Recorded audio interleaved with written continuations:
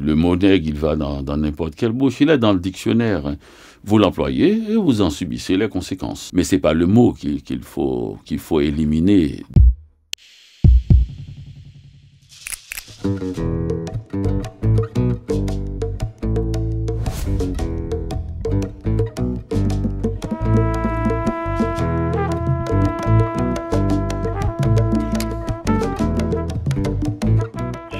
Mon avis, c'est qu'Agatha Christie était avant tout là pour divertir et elle n'aurait pas aimé l'idée que quelqu'un soit blessé par une de ses tournures de phrases.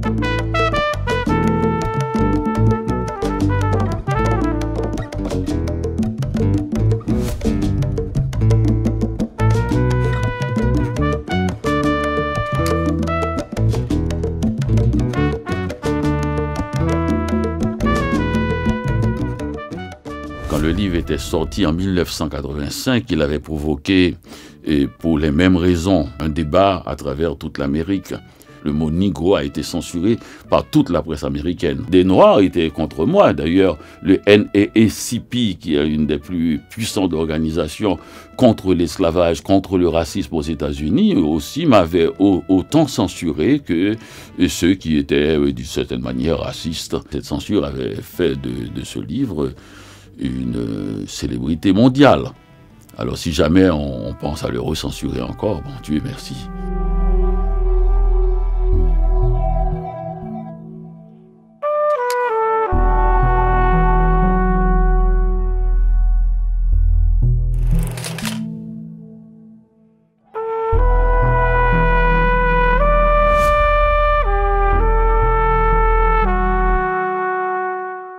If I use the N-word, it could quite possibly, and honestly probably should, cost me my career.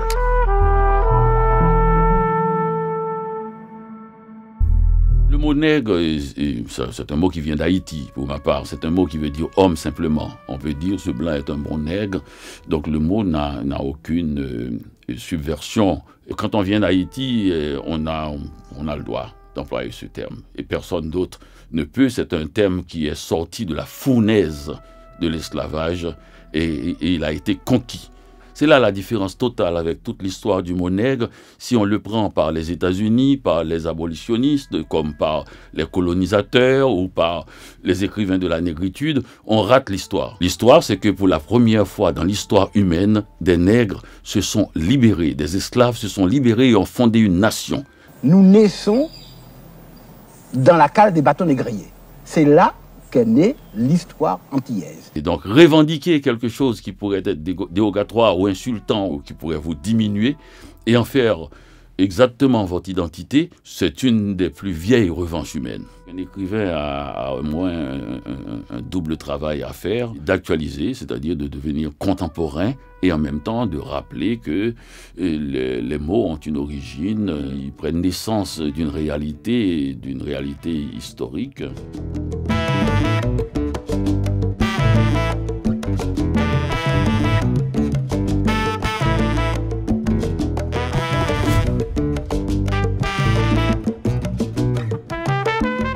Il ne faut pas perdre l'humour, quelque part aussi.